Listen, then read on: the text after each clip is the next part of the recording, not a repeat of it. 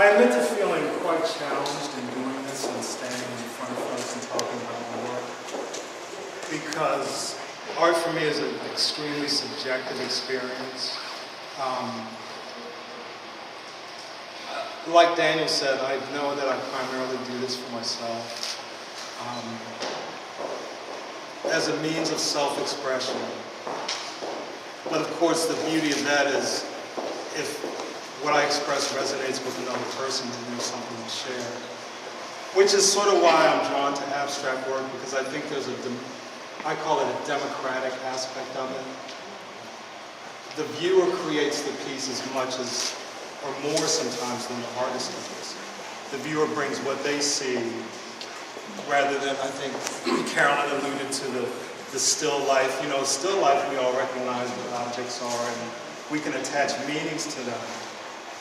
But with abstract work, for me, what it does is reduce an image to a sort of elemental experience. And by elements, I mean, what are the elements of anything you see? Their form, the form an object has, the color it has, and the movement that it's engaged in. And all those kinds of things. And if you look around the work, you see all those things are present in abstract work, but they're reduced to just, those are the elements of the piece, not that I'm going to show you a picture of something, which to me is suggesting, look at this thing and think about this thing, or look at this place and think about this place.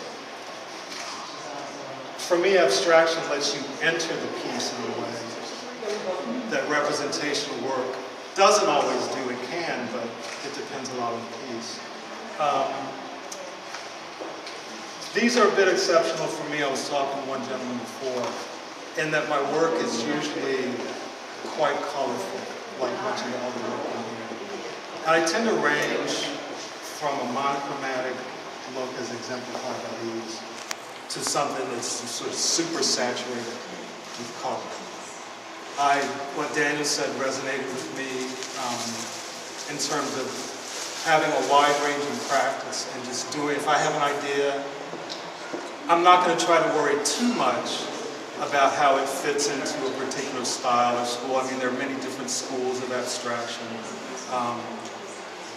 I'm going to do that and try to just put whatever I have inside at the moment into that piece. I don't necessarily try to express any themes consciously in the work. But I think there are themes there. Solitude, I think, is a big sort of driving motivation, the idea of solitude. The idea of symmetry or imperfect symmetry. This is almost in the center. It's kind of a circle, but it's not really.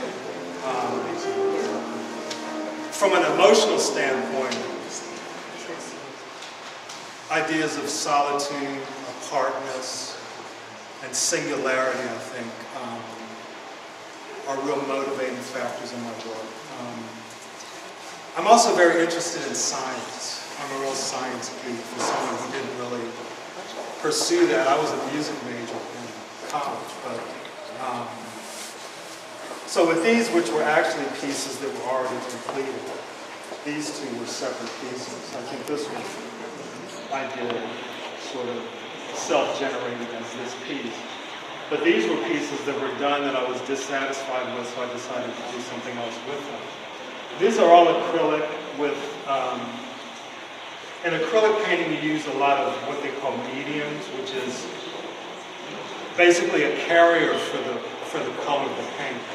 And the medium can range from something like, that's like almost like a putty, like heavy putty, but they're all clear to carry the hue of the paint.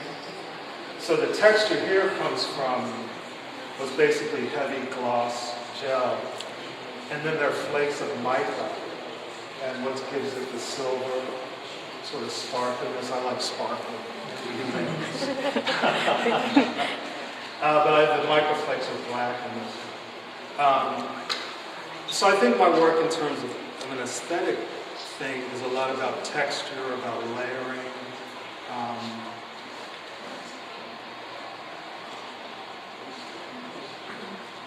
And like I said, about sort of,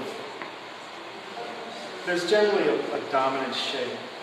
Like these are pretty exemplary of a lot of other stuff I do. Even if it doesn't look like this, things tend to have one large shape that dominates the picture plane. I can't really think of much else to say. Please, I wanted to solicit questions. I know you said a medium, but it was something else you mixed in the acrylics. Besides the paint itself, mica flakes, the mineral mica. Come. Is that what's giving you the sheen? That's what. That's giving it the. If you look closely at this one, the really small gold flecks are flecks of mica. And then this one is silver mica, and this one is gold. And this one is black. It's sold at the paint shops. And actually the same company, I won't say the name, so it's not like I'm shilling or something. And that's one of the great things about acrylic paints, is it actually really allows you to replicate the visual effect of almost any other kind of paint. You can do things that look similar to encaustic. You can do things that look like oil paintings, because the medium itself allows for so much variation in texture and thickness and transparency of the paints themselves. I you said that you're very interested in science, and the title of it is being impact creator. I just had a question. Do you ever get to a point to where science can constrain? Because I see like it's very scientifically correct. When the first thing I saw, when I saw it, they look like, impact craters that you would see on the planets and on the moon. But do you ever get to a point to where science can actually constrain the art, or can restrain, what you're trying to do with the piece? No, I think, because again, that idea is most strongly expressed in these pieces, because they have that, it's like a geological thing, Right. which is what I wanted. Right. To make them look like, if I'm looking down on a planet, Right. or something that's been struck by asteroids. That's basically the idea of these. Right. And I want to go further in that, but it's always primarily aesthetic.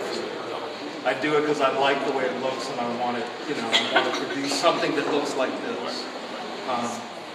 So I don't think I'm in danger of that. That's great. Well, thank you all very much.